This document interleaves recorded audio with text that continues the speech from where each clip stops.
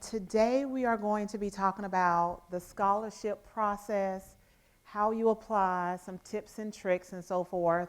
We have introduced an extended scholarship cycle starting this year. So the scholarship cycle used to be from March 1st to May 31st. However, now our students can apply for scholarships year-round. Well, that's from March to January 31st. So I'm going to give you some information, introduce our foundation team that is here today with me, and get any questions and be able to answer those questions for you that you may have. So let me start with, my name is Crystal Dixon. I am the Alumni and Donor Relations Coordinator with the foundation.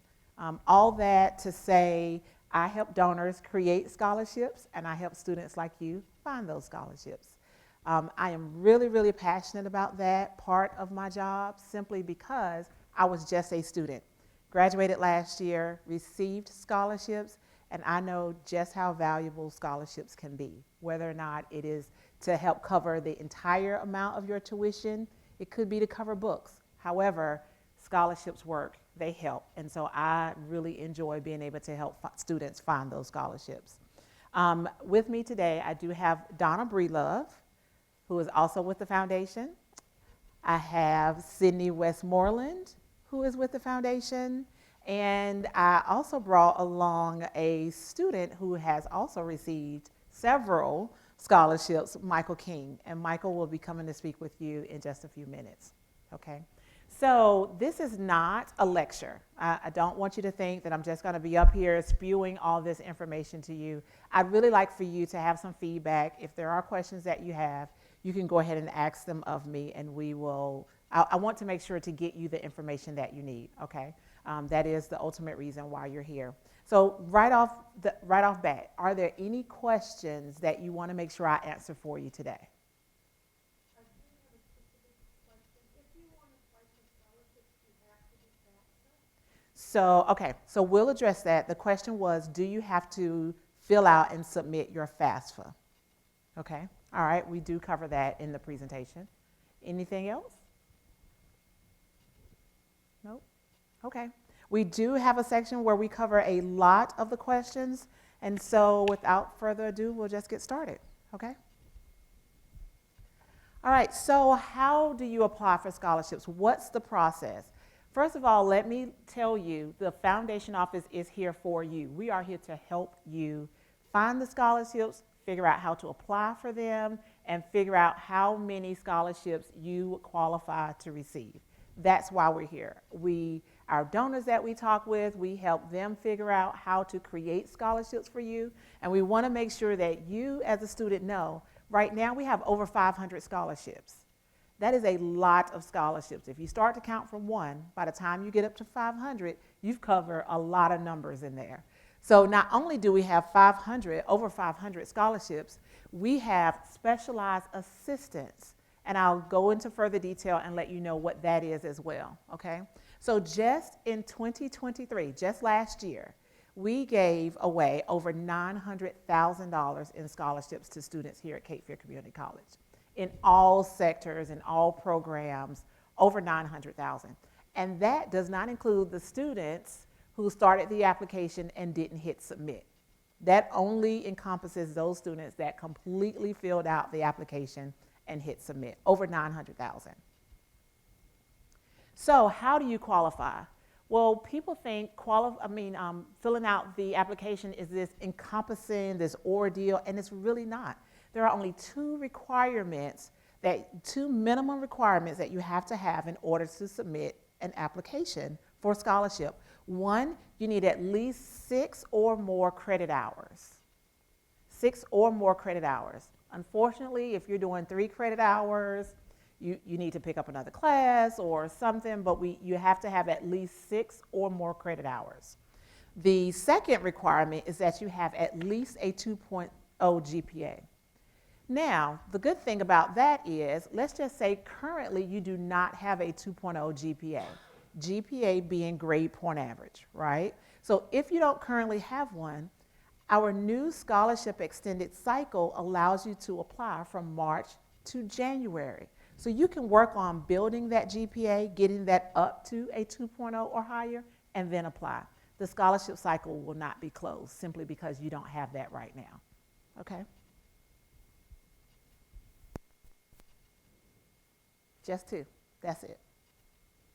So what type of scholarships do we offer? So Cape Fear Community College and the Foundation Office, we have we have a very vast array of scholarships, all different types, all different sizes. As I said before, we have some scholarships that will cover books. So it could be an award of $250. However, we have some scholarships that cover the entire cost of tuition, books, and fees. It all depends, okay? So we have scholarships that are based on merit, merit being your GPA. We have some that are based on your financial need, some based on volunteerism. So do you volunteer in the community? Do you serve on Girl Scouts or some other organization? We have some scholarships that are based off that, some that are based primarily on your program of study. So what program of study are you going to? Are you in nursing? Are you in auto mechanic? Are you in interior design? What program are you in, and do we have scholarships specifically for that program? We have scholarships that are for single parents, and we have a whole host of other circumstances. Just off the top of my head, I know that we have scholarships primarily for HVAC. We have scholarships for children who have been in foster care. So I'm sure we have something that you will be able to qualify for. Now, I want to make sure that you are aware what the difference between merit and financial need is and how that works. So merit is GPA, that is grades, that is your achievement, your talents in athletic, arts, those sorts of things. So that is that. But financial need is when you submit your FAFSA, there's a calculation that happens, and our system will determine what the financial need is, and that helps qualify you for the financial need-based scholarships. So applying for the FAFSA allows you to qualify or not for those scholarships that are financial need-based, okay? Now, the merit-based scholarships do not consider financial need because it's merit-based. However, the FAFSA is required for scholarships that are based on financial need. All right, so I just want to go over some of the types of specialized assistance scholarships and so forth that we have. So for career and college promise students, our dual enrolled students, we have scholarships for them where we can cover, they can request assistance for books, fees, any kits that go along with their programs, and that is reviewed every month. So every month, students will apply, it can get reviewed, we'll be able to notify you if you've received that scholarship. For certification fees, if you are in a program and at the end of that program you have to get a certification, this certification fee is a reimbursement, which means you pay for it first, submit that documentation. You have to submit documentation that you've actually paid for it. And then those funds, based off of you qualifying, you will receive those funds back as a reimbursement, okay? Again, proof of payment is required for that, and that one is also reviewed every month. We also have merit scholarships that are specifically for incoming freshmen. Okay, so for freshmen that are coming from New Hanover County, Pender County, and they've been accepted to Cape Fear Community College, we have scholarships that you could qualify for. Incoming freshmen, they can apply once they've been accepted to Cape Fear Community College. However, for the dual enrolled students, they can apply before because they would already have their Cape Fear Community College credentials, meaning your ID and password. And that's how you apply, okay? These are awarded in May of every year. So we also have scholarships and reimbursements for our economic and workforce development sector, okay? And those are most of our classes that are over on North Campus. So for those, again, scholarships, they would operate the way our general scholarships do. And once they've been accepted to Cape Fear, then they can also apply for that scholarship. The reimbursements program work the same way that I just was telling you about. Once you pay for the program, if you qualify to receive the reimbursements, those funds will then be sent back to you. Proof of payment is required for this as well, awarded every month. And they differ because they are awarded based on the program availability and the scheduling. So there are some EWD, Economic and Workforce Development programs, that run for 10 weeks. There are some that run for 6 months. So depending on what the length of that program is, depends on when the award will be made, okay? So each one of those is different as well. So we also have what's called the Emergency Comeback Fund. So the Emergency Comeback Fund is exactly what it says, in case of emergency. However, there's a little word up there, in case of unforeseen emergencies. So, prime example, you're a student, your rent or mortgage is 3 months behind. Do you think you could apply for the Emergency Comeback Fund? That answer would be no, not for that situation. Unforeseen would be something happened that is going to cause you to not be in good standing at Cape Fear. 3 months behind in your mortgage or rent or light bill or whatever, 2 months ago you could see that was happening. So that's not unforeseen, okay? So that would not qualify for this particular scholarship. Funds are never paid to the student. So when you apply for this, those funds always go to the vendor. So if you are receiving any type of assistance under this particular scholarship, whoever is going to be paid is going to receive the funds. We don't submit those funds to the student to then pay the vendor, okay? Another very important part about Emergency Comeback Fund is that in order to receive this particular scholarship, it must impact your ability to remain a Cape Fear student in good standing. Prime example, let's just say you are taking all online courses. However, you want to apply for your car to be repaired. Unforeseen circumstance, maybe something did just happen to the car. However, does providing you assistance under the Emergency Comeback Fund allow you to remain in good standing with your classes? Well, if your classes are online, you don't have to use transportation. So no, that would not qualify under the Emergency Comeback Fund. You see what I'm saying? So every situation is different. I would not dare tell you not to apply. What I would tell you is that in order to see if your situation qualifies, you need to go and talk with your counselor, okay?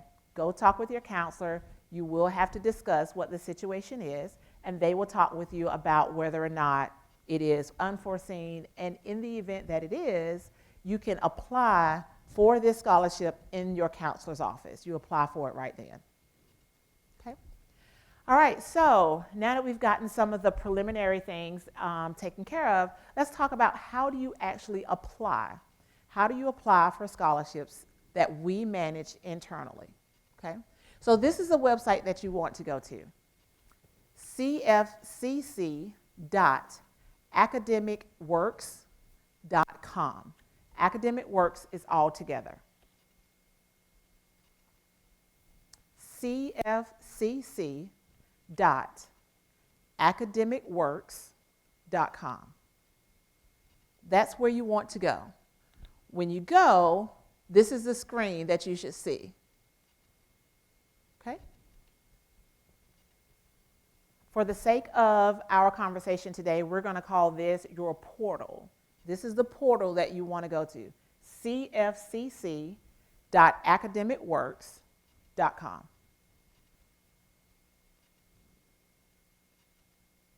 Now, this is the general scholarship. This is where you would go. We have one scholarship application and one essay. When you submit that one application and one essay, our system will then sort and filter all the scholarships that you qualify for off of the one application and one essay. Just because you see all of our scholarships listed, you do not have to apply for them individually. You submit one application that includes one essay. We try to make it super easy. We want everybody to get to the bottom of that application and hit the submit button. All right? Again, you would fill this out to be eligible for all scholarships, all of our general scholarships. Now, I want to bring your attention to something that you're going to see. So when you're on the portal, you will see this section here under Our Opportunities. This section is going to highlight this information, that you must be a CFCC student in the fall 2024, so that's August, and the spring 2025, that's January, spring next year, in order to receive scholarships that you're going to start applying for March 1st. Okay? So when the scholarship cycle opens March 1st, it is going to be for scholarships that you'll receive those funds fall of 2024, that's August, and spring of 2025, that's January 2025. Okay?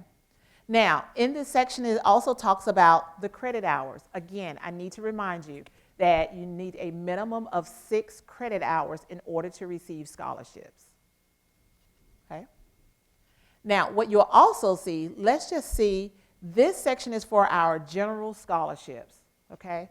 Now, as I was mentioning, our economic and workforce development scholarships, they are under a different section in the portal. They're under this. You would see opportunities, and you would see specialized applications, and that's where you want to go to apply for our economic and workforce development scholarships. Okay? So you'll see both of them. When you log on to the portal, you'll see this page. This and this is the same page. If you notice, this information is right here. You'll see that. However, if you go to opportunities, which is also right here, if you go under opportunities and you'll see specialized applications, that is where you apply for our economic and workforce development scholarships. Okay? All right, so once you see that, you're going to sign in, and the sign in button is here, top right. My left, your right. Top corner. That's where you sign in. Well, to sign in to apply for your scholarships, you need your MyCFCC email credentials, and that is, like mine is cdixon@mail.cfcc.edu, okay? So I would log in with the C. Dixon. You would use your MyCFCC email. So everything before the @ is what you're going to put into the login box, the first box, okay?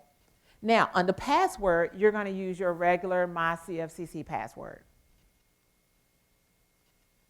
Okay, any questions on that part? Your MyCFCC credentials, so your login, everything before you get to the @ sign, and then your password. Okay. All right, so this is what you would see next. Once you log in, if you see this box, you see general application, and you get a message that says, it's currently closed. That means you've tried to apply before March 1st, or you've tried to apply after January 31st. Either way, it's closed. It's not going to let you apply, okay? And you'll get that message. Now, once you've logged in correctly, what you'll see is this section here. This is my old application, but you will see your general application questions. It will have the following boxes where now you can start to actually fill out and complete your scholarship application. It is not long. It's one page. You could complete your entire scholarship application in 20, 25 minutes, and that's without the time that you're going to spend on your essay. We are going to publish the essay prompt today so that you can think about it, have time to review it, work that out, get that done before you go to apply, because you have to submit it at the same time. Okay? All right, so once you've done it, when it looks like it's supposed to, you've done it. You're in there. All right, here's the scholarship essay prompt. So if you have your phones, stop a second, take a picture. It's all good. I don't have a problem with that. I want to make sure that you get the essay prompt. The essay is a minimum of 100 words. Please, whatever software program you're using to type up your scholarship essay, please use the minimum word count and the maximum word count so that you know where you place in that. I can go ahead and tell you, if you submit an essay and it is less than 100 words, it is going to score poorly. If you submit an essay and it's more than 500 words, it is also going to score poorly. You want to stay between the 100 to 500 words for your essay. Everybody get that part? Okay. So the scholarship essay prompt. Why have you chosen to be a student at Cape Fear Community College? Not why would a student choose? Why did you choose? What was it about Cape Fear Community College that made you decide to come here? What are your educational and career goals? And how will receiving a scholarship, help you achieve those goals? So what are the goals? And then how does receiving this scholarship help you achieve that? 3 different parts of one very important question. Okay. So what makes a good essay? A lot of people have, I've heard a lot of different students say they don't know where to start. They don't know what to write. They go off on tangents. They start from when they were just 2 years old. They go and they don't know how to hone in and focus on what they want their concept to be. So what makes for a really good essay? You want to be honest. I always tell people, you know, you could go to your best friend and you can go to the internet and you can tell these people about your problems and issues and you can ask them for help. But if they do not have the capacity to help, why not just ask the people that do and put it in your scholarship essay? This is where you can get the help. So be honest about why you're applying for the scholarship, okay? Be honest about how you need the help, how it would be valuable to you. Be honest about what the situation is, as long as it's between 100 to 500 words, okay? You want to be clear in your thought. So just like a paper that you might submit for a class, start with an outline. Jot down what your thoughts are and then narrow it down, bring it in so that you can write a clear and concise essay that is no more than 500 words, okay? You want to have genuine answers to those questions. Why have you chosen Cape Fear Community College? Why have you chosen? What are your educational goals? And how will receiving a scholarship help you achieve those goals? Be honest and genuine about what those answers are and have realistic and obtainable goals. We all want to reach for the stratosphere, but will receiving this scholarship help you get there? Now, if the answer is yes, by all means, put that in your essay. However, be very honest and have realistic goals when you write your essay. Okay? So at this point, I'm going to have Michael come up. Michael King is one of our prized possessions here at Cape Fear. He has received, come on, Michael. He has received several different scholarships in his time here as a student.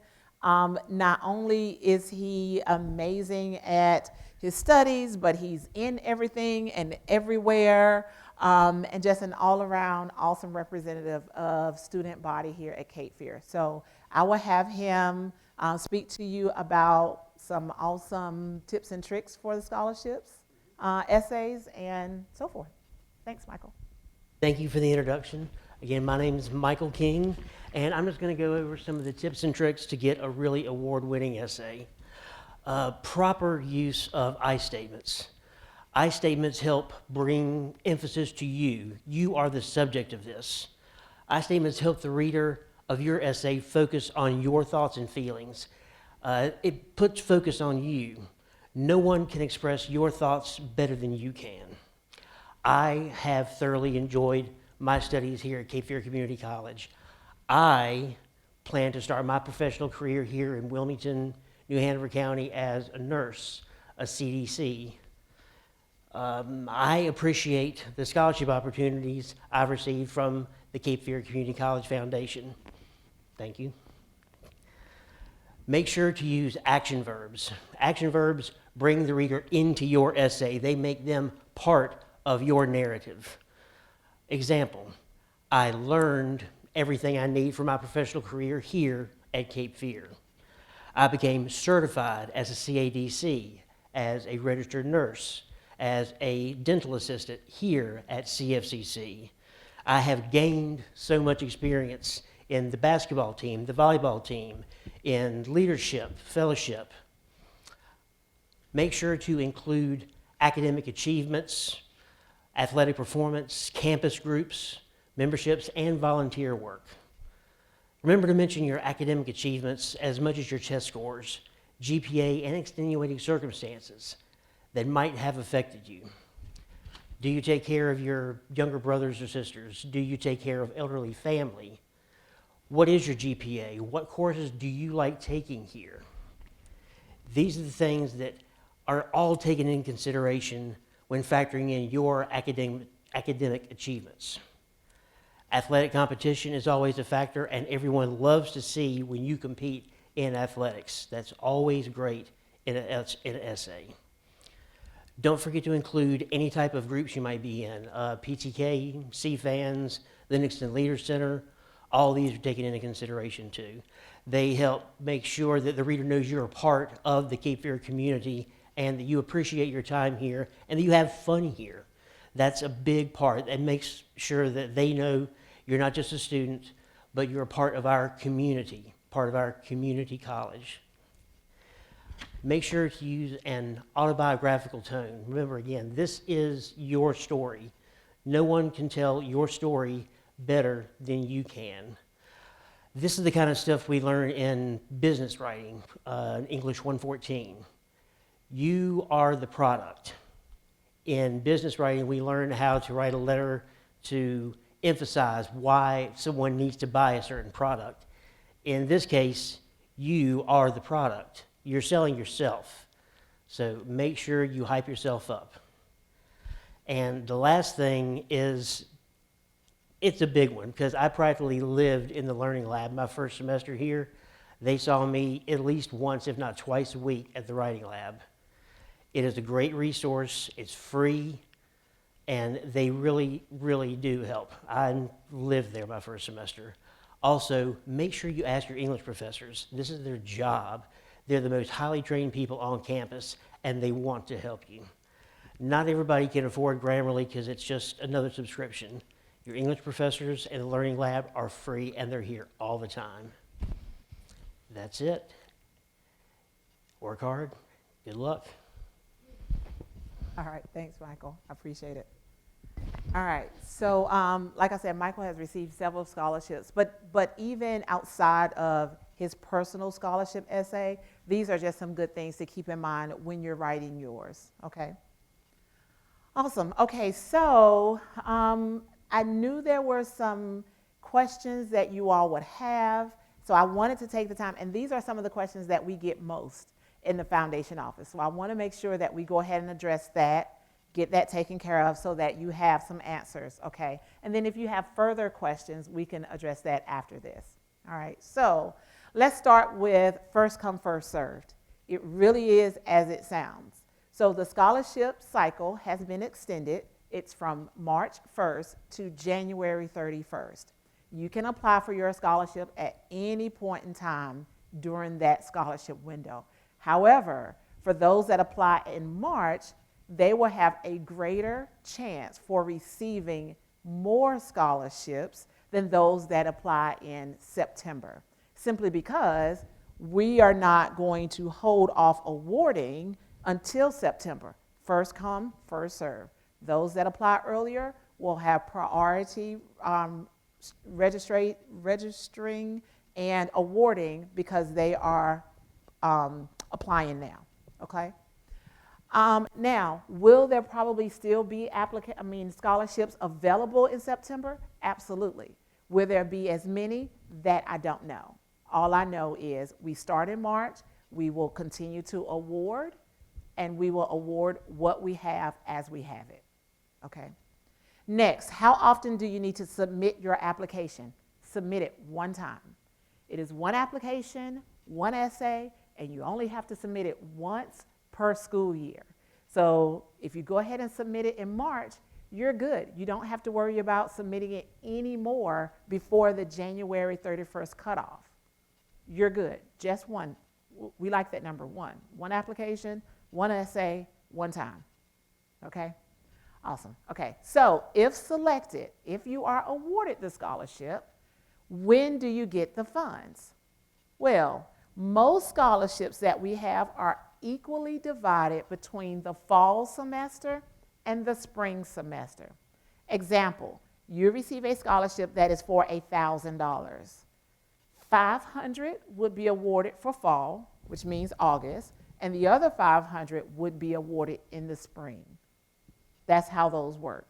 Even if the scholarship is $10,000, or if the scholarship is $500, $250 is awarded in the fall, and $250 is awarded in the spring.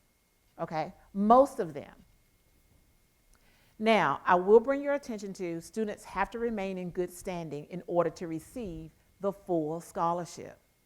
So if you are amazing and you receive the scholarship for fall, and then you fell off in spring, and you are not maintaining that at least 6 credit hours and that 2.0 GPA, you do not receive that second payout of the scholarship. Those minimum requirements are minimum at all times. Okay, awesome. If you attend Cape Fear in the fall and then transfer to wherever in the spring, will you still get the balance of the scholarship? The short answer to that is no. And that is because Cape Fear scholarships are for Cape Fear Community College students. They are not transferable. So once you are no longer a student, then you are not any longer entitled to those funds. Okay? All right, so if you receive a scholarship early in the process, so we just talked about first come, first served. If you receive a scholarship in March, does that keep you from being considered in October? Absolutely not. You, as long as your scholarship application is active and on file, you will still be considered for scholarships that you qualify for. As I mentioned to you earlier, one of the things that I do is I talk with donors and get them to, or help them create scholarships for students. So if there is a donor that has yet to create a scholarship and you've already applied, when that scholarship now comes on cycle, if you qualify for that, then you should be able to receive that. See what I'm saying? So it's not like if scholarships come later, then you're excluded from being able to qualify for that. Your one application, one essay gets submitted, and then everything that is done in this school year, your application would be considered for that. Okay. If you are graduating, can you still apply? No. So if you're here now, right, and this is considered fall or spring. This is considered spring. So if you are going to graduate in May, the scholarship cycle starts, it opens in March. You are not eligible to apply in the scholarship cycle because scholarships are for fall, which is August, and spring, which is January. If you're no longer here after May, you wouldn't be here for fall or spring, so you would not be eligible to apply if you're graduating. Now, if you are here now and you don't graduate until December, you are able to apply because you would still be here for the fall. Do you see how that works? Okay, all right, awesome. We get this one a lot. I've previously applied for scholarships and received them.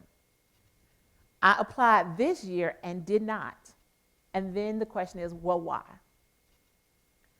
I can't answer the why. I have no idea why. What I can tell you is that, number one, scholarships are not guaranteed. which is why we're asking you to apply early, to apply as soon as possible. I can't say who is going to receive the scholarships, what amount they are, just any of that. So because of that, the criteria that's on the scholarship, meaning what the donors have said they needed to see in a student in order for that student to be awarded, the criteria, applying early, your essay, and a whole host of other factors go into awarding the scholarships. So while we encourage everybody who's here, we encourage everyone to apply, we cannot guarantee who will receive scholarships or what that award will be. Okay? So what is this about a thank you letter? I've not mentioned a thank you letter before now. However, as a requirement of accepting the scholarships, you must write a thank you letter, thank you note, thank you paragraph. You can call it whatever you like, but we need for you to write something to your donor, the creator of the scholarship, to say, thank you. Thank you for what you've done. Thank you for helping me. Thank you, I appreciate it. Whatever you like to say within that thank you letter that shows our donor how appreciative you are for their willingness to give and help you on your journey, that's what the thank you letter needs to say. It's about showing them that you appreciate them helping you be successful, because ultimately that's what everyone is wanting for you, is your success. Okay? It is mandatory. It's not optional. When you click your button to say, yes, I accept it, you have 14 calendar days, not 14 business days, 14 calendar days from the time that you accept your scholarship to submit, to upload to that portal that I showed you, to upload your thank you letter. Okay? You cannot email it to me. You can't drop a hard copy letter off. We need for you to upload it to the portal. Now, if you have issues uploading it to the portal, then by all means give us a call and we'll see if we can't help walk you through that so that you can get it uploaded. Okay? Now, I must also bring to your attention, failure to upload your thank you letter before day 15, because you have 14 calendar days. So failure to upload that thank you letter forfeits your scholarship. I do not have a way to go back in the system because you sent that to me on day number 18. You were traveling, you were out of town, I don't know, but I don't have a way to go back in the system and then submit it later. You have to get that submitted within that 14 calendar day window. Okay?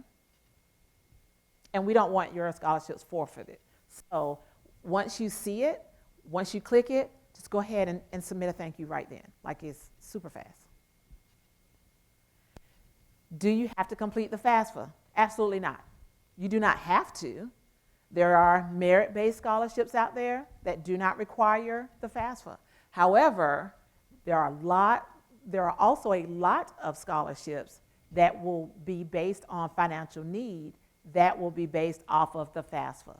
Now, shameless plug here, you know, Cape Fear Community College is one of lots of different colleges and state universities that now have access to the Next NC.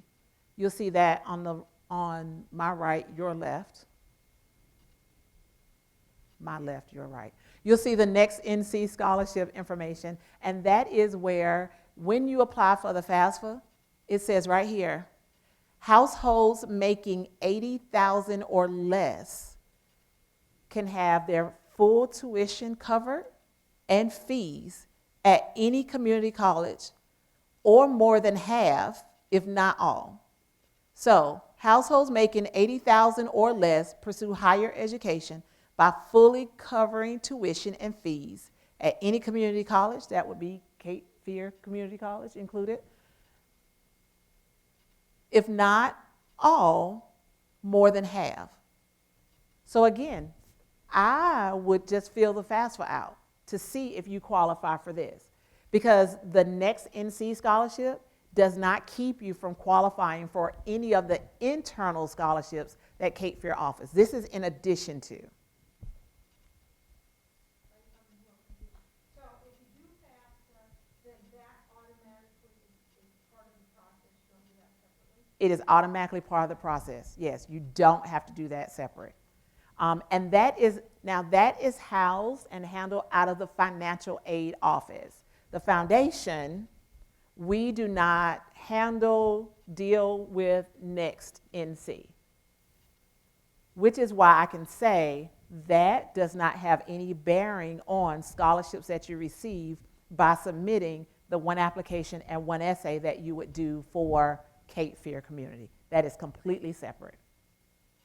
So just think, if you're receiving the Next NC scholarship, then you're receiving in-house Cape Fear Community College scholarships. Like those are ways of receiving funds that would eliminate a lot of stress you may have and a lot of out-of-pocket costs that you might have. How are the applications reviewed? So that's a very good question. A lot of people think that the foundation determines who receives the scholarships and we give them. That is absolutely not how it works. We, the foundation office, do not have anything at all to do with awarding the scholarships. We don't make the decisions on the essays. We don't pull the criteria. Like, all of that is done outside. Okay? So, again, the foundation office does not review your scholarship application. We do not have any influence on awarding scholarships. So you can call me, but I couldn't tell you anything about whether or not you're going to receive the scholarship. Each scholarship is awarded by a review committee. And the review committee is made up of people in our community. Okay? They're not in-house. Now, the review committee assigns numerical scores to your essays, and those essays, and that's based off of, like I said, how clearly and how fully, how completely you answer the essay question. So again, you want to be as concise, clear, and honest in that essay as possible. Okay? Now, essay scores are reviewed by at least 3 different reviewers, and they are averaged. All scholarships being reviewed, that whole process is confidential. Okay? So even our reviewing committee that review your essays, they do not see your personal information. They see the essay, which again goes to being clear, concise, complete, honest in what you put in your essay. They will never know what your name is, where you come from, any of that. They simply see the essay. That's why the essay is so important. Now, outside of all of that, that was a lot, right? Okay, so outside of all of that information, let's just say you walk out of here and you forgot the first 15 minutes of what we said. You can come to 342 on March 13th, April 10th, and May 1st. Those are computer labs here in the building. You can come, and someone from the foundation office, my team and I, will be there to assist you with submitting the application. I do still recommend paying attention to the scholarship essay prompt so that you can have that done, thought about, clear, ready to go, but you can bring that with you to the scholarship workshop sessions, and we can help you fill that out. If you've gotten all the information that you needed today and everything is good, come March 1st, which is next week, you can go ahead and submit your application. March 1st is next week. Right, it's coming, it's here, which is why we wanted to give you all the information that you needed to get it done. It's here, time is now, okay? So, and we have several dates. If you notice, the times are different. We want to make sure we can be there at a time that's convenient for you. March 13th is at noon. April 10th is at 9. May 1st is at 2. We'll be in there for a window of 2 hours at each one of those sessions.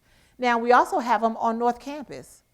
Same thing, March 20th at 12, April 17th at 9, and May 8th at 2. So we'll have one here, North Campus, here, North Campus, from March to the end of May. okay? And like I said, at any point in time, you can give us a call and we can answer the questions for you. Again, my name is Crystal Dixon. My contact information is here, email, phone number. And also Sydney Westmoreland that I introduced you to, she is our office coordinator. Whenever you come upstairs to the second floor, you'll see that big window. Sydney is there at the window. If you were to call the foundation office, Sydney would probably be the one to answer the phone. So she is very much aware of all the things and can answer any questions for you as well. Okay? So good luck. Best of all the things to all of you. And thank you so much for coming and listening. You're welcome.